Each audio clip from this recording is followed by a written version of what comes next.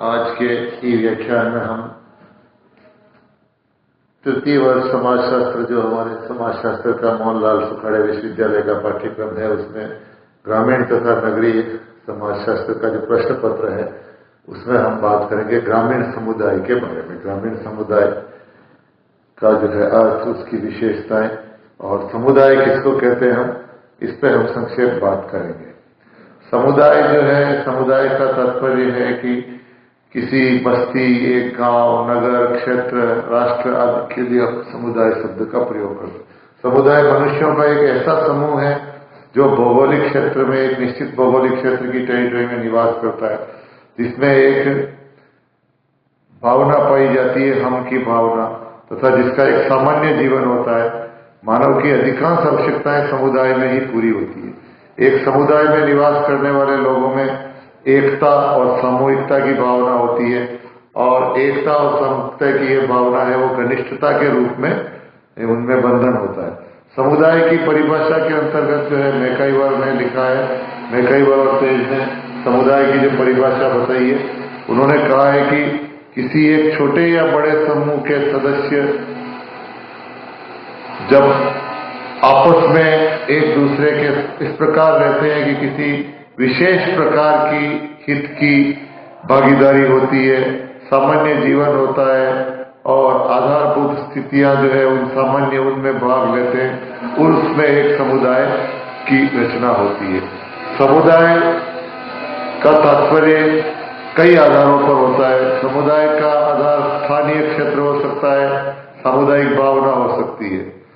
Kingsley Davis ने समुदाय के बारे में बताया कि एक छोटा स्थानीय समूह जिसमें सामाजिक जीवन के सभी पहलू विद्यमान होते हैं, उसको समुदाय कहते हैं। बोगार्डस ने समुदाय के बारे में बताया कि एक समुदाय एक समूह है और एक निश्चित क्षेत्र में निवास करता है और जिसमें हम की भावना होती है। तो ये जो सभी परिभाषाएं हैं, इसके अंतर्गत हम देखते हैं कि समुदाय के अंतर्गत जो है एक तो हम की भावना होती है, निश्चित भौगोलिक क्षेत्र होता है, आपस में पारस्परिक संबंध होते हैं।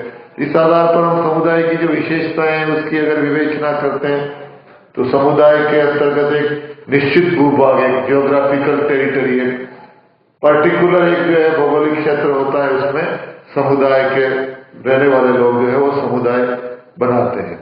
तो निश्चित भूभाग का तात्पर्य यह है कि हम की अवधारणा के आधार पर जो मनुष्य एक निश्चित भूभाग के क्षेत्र में निवास करता है और उसमें एक समुदाय की स्थिति बनती है। समुदाय भूभाग जो है उसके लिए एक आवश्यक अंग है, अर्थात एक टेरिटरी।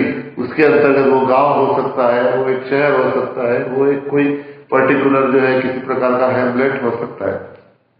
समुदाय व्यक्तियों का समूह है, अर्थात समुदाय का निर्माण व्यक्तियों के समूह के आधार पर होता है। अर्थात समुदाय के अंतर्गत जो है रहने वाले जो लोग हैं वो ही मिलके उस समुदाय को बनाते। व्यक्तियों के समूह को अमूर्त के स्थान पर अगर मूर्त रूप में आधार पे हम देखते हैं तो वो एक समुदाय के रूप में देखते हैं।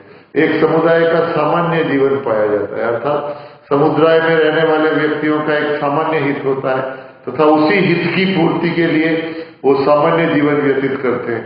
उसमें नियम, व्यवस्था, व्यवहार एक ही प्रकार की होती है। व्यक्तिगत विशिष्टता के स्थान के आधार पर विशेषताओं का महत्वपूर्ण जो है वो सामुदायिक स्थान होता है। समुदाय का संपूर्ण जीवन सदैव गतिशील होता है तथा समुदाय की ये गति रहने वाले लोग जो है मनुष्य, उनके मानव संबंधों की एक रूपता के आधार पर निर्धारित होती है। समाज के सामाजिक संबंधों में समरूपता तथा विषम रूपता दोनों ही पाई जाती है, परंतु समुदाय के अंतर्गत समरूपता अर्थात होमोजीनियटी होना बहुत आवश्यक है।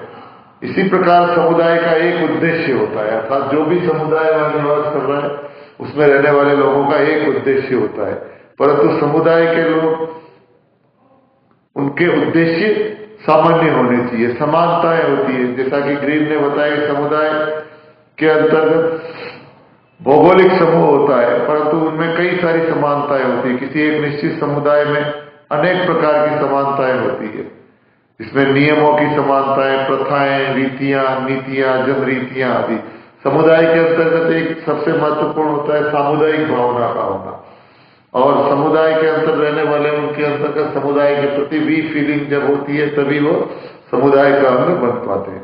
समुदाय का जन्म विशेष अपने आप होता है, स्वतः। समुदाय का जो उद्भव होता है वो स्वतः होता है, अर्थात किसी प्रकार से उसके लिए हमको कोई फॉर्मेशन नहीं करना पड़ता। इसी प्रकार समुदाय का, प्रत्येक समुदाय का एक विशिष्ट नाम होता है और उसमें एक स्थायित्व होती है, अर्थात प्रतिदिन वो बदलता है, परिवर्तित नहीं होता है। समुदाय के अंतर्गत आत्मनिर्भरता पाई जाती है, अर्थात जो भी समुदाय है वो अपने आप में एक स्वावलंबी या उसमें आत्मनिर्भरता का भाव होता है। तो जब हम ग्रामीण समुदाय की बात करते हैं तो हमको ग्रामीण शब्द की व्याख्या के ऊपर भी बात करनी चाहिए। तो ग्रामीण शब्द का जो यहाँ तात्पर्य है, ग्रामीण से तात्पर्य ये है कि जहाँ कृषि की प्रधानता हो और जहाँ प्रकृति पर निर्भरता हो, कृषि ग्रामीण का पर्याय है।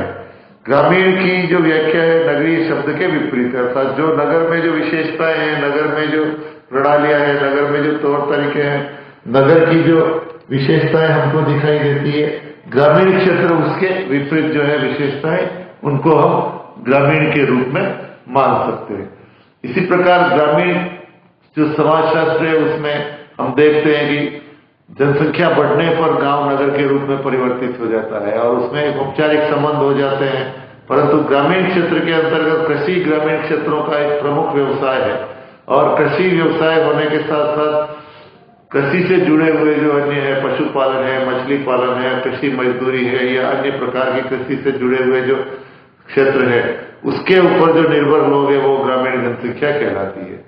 मानव समुदाय प्राकृतिक पर्यावरण के बीच प्रारंभ से ही प्रत्यक्ष और घनिष्ठ संबंध रहा है। यही संबंध जो है ग्रामीण अवस्था को हमको परिलक्षित करता है। ग्रामीण जीवन क्षेत्र के अंतर्गत जहां लोग प्राथमिक उद्योग में लगे हुए हैं, अर्थात प्रकृति के साथ सहयोग करके वस्तुओं का प्रथम बार उत्पादन करते हैं, अर्थात जो सीधा प्रकृति से जो उत्पादन होकर जो वस्तुएं निर्मित होकर या जो प्राकृतिक उत्पादन के रूप में आती है वह ग्रामीण क्षेत्र के अंतर्गत होती है। ग्रामीण शब्द की जो प्रकृति से घनिष्ठ जो है उसका जुड़ाव है। मानव अपने जीवन यापन के लिए ग्रामीण क्षेत्र में प्रकृति पर प्रत्यक्ष रूप से निर्भर होता है और प्रकृति से ही सारी वो प्रक्रियाएं जोड़कर अपना जो जीवन यापन करता है, उत्पादन करता है। ग्रामीण समुदाय का जो आकार है छोटा होता है। छोटा आकार होने के कारण इसमें कई विशेषताएं होती है, जैसे उसमें प्राथमिक संबंध होते हैं, लोगों में फेस टू फेस इंटीमेट संबंध होते हैं, घनिष्ठता पाई जाती है। इसी प्रकार ग्रामीण शब्द के अंतर्गत हम तीन चीजें देखते हैं: प्रकृति पर प्रत्यक्ष निर्भरता, सीमित आकार और घनिष्ठ और प्राथमिक संबंध। अर्थात ग्रामीण अगर कोई है तो वहां प्रकृति का होना बहुत आवश्यक है। प्रकृति पर ही उनकी निर्भरता, चाहे पानी हो, चाहे कृषि हो, चाहे अन्य प्रकार का आवास हो, सभी चीजों में उनका प्रकृति पर निर्भरता रहती है। और इसके साथ घनिष्ठता और प्राथमिक संबंध होते हैं और इनका आकार बहुत बड़ा नहीं होता, इनका आकार सीमित होता है। इस प्रकार जो ग्रामीण का जो निर्धारण अलग अलग प्रकार से हम करते हैं, भाई ग्रामीण की परिभाषा हम कैसे करेंगे, तो ग्रामीण की परिभाषा के अंतर्गत कृषि द्वारा आय, अथवा हम कह सकते हैं कि कृषि के ऊपर उसका पूर्णतः जीवन यापन, और दूसरा हम कह सकते हैं कि वहां जनसंख्या का घनत्व कम होता है।